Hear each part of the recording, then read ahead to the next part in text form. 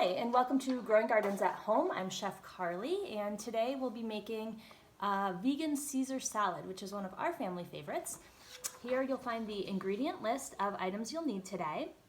And the other piece of equipment that you'll need is either a food processor, a blender, a high-powered Vitamix works great if you have it. So let's get started. The first thing we did is overnight we soaked a half a cup of cashews. These are raw cashews, so not roasted, not salted. And it doesn't matter what quantity of water you put in. I like to use filtered water from my refrigerator and to just cover it enough so that the nuts are fully submerged and they're going to be soaking overnight in the refrigerator, which helps to soften the nut and puree it better and also helps to bring out more nutritional benefits. So we're going to drain these now. And then we're going to throw them right into our food processor. And then to save the ease of dishes, I like to keep the jar, and if you have extra dressing, it works great to store right back in that jar. So we're going to dump those into our food processor with all of the other ingredients. So it's quite simple. We've got 2 tablespoons of good quality olive oil. And then the next one we're going to do is lemon juice. Now, if you're anything like me, right now I don't have fresh lemons in my kitchen.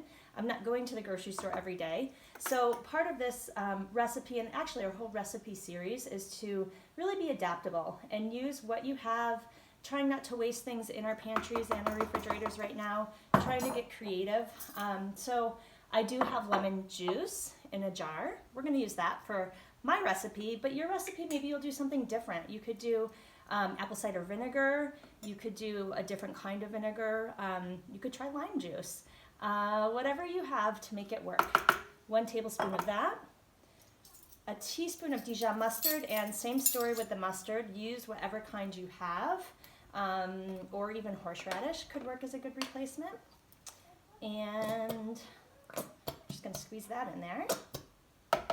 Now capers are something that I really love in this recipe. It gives it that kind of umami flavor, that salty, that I know I miss not eating cheese myself.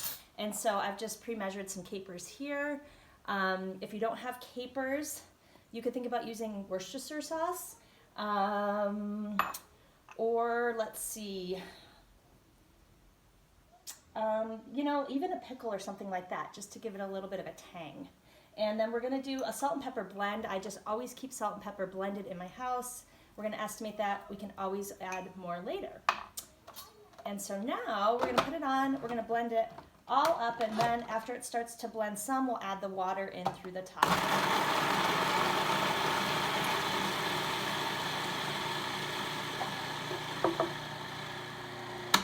When you kind of hear it stop running well, I'm going to scrape down the nuts. Blend it one more time. It's still kind of coarse and chunky at this point. And then start adding the water in a slow, steady stream.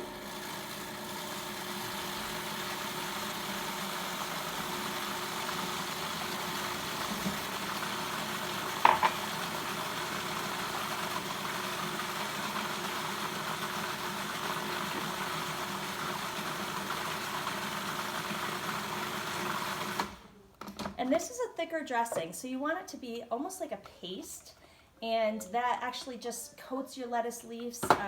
It's a really kind of delicious and just really rich kind of paste.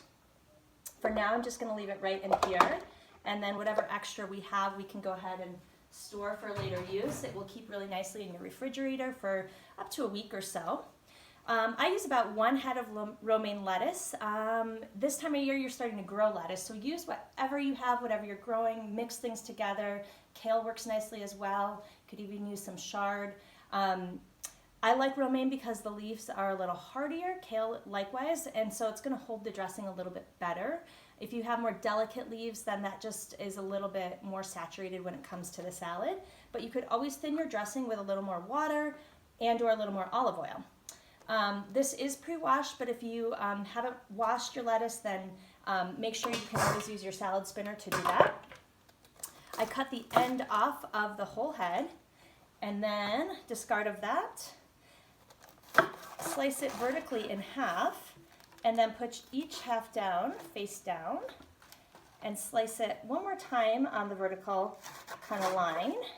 So you've got 4 kind of somewhat equal parts, and then we're going to just chop it up. So you're going to make your kind of bite-sized bits. I don't like to have to cut my salad much, so I like to make it the size I want to eat it. Now I like to pre-mix it in a bowl and then transfer it to what you're going to serve it in so that the dressing's not all over it on the sides and whatnot. It's nice and clean and tidy.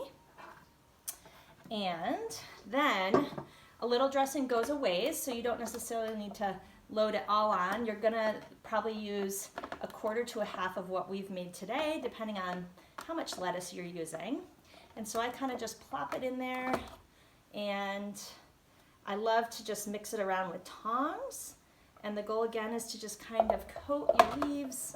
I don't like it too heavy on the dressing, so you do what your family likes. Mix it all together. Has that beautiful Caesar salad look. And then as we plate it, I'm going to do it in a bowl here. This is going to be a side dish for my family this evening. So I'm getting a head start on dinner. We'll scrape it into the bowl. Now the fun part, this works great as a side dish alongside a dinner, or you can make it into a main entree. If you did chicken last night and you have extra chicken, shred it, put it on the salad. Roasted vegetables like butternut squash and Brussels sprouts, things like that would be beautiful on it. In our salad tonight, I've got some radishes in my refrigerator. These were 2 radishes I sliced up, and I had some pre-toasted pumpkin seeds, which I just love right now. And so I'm just going to sprinkle those on the salad. I don't like to dress those necessarily in the dressing. I like to keep them kind of crisp and delicious. Put some radish all about for some really pretty color, make it pop. And I'm going to put a little more pumpkin seed on there. I would say that's, I don't know, maybe 2 tablespoons that we've used. And then to finish it, I always love to do fresh cracked pepper. And I'm a salt fan. I like to use some sea salt flakes on top. And there you have a beautiful side dish for tonight. Enjoy and join us again next time. Thank you.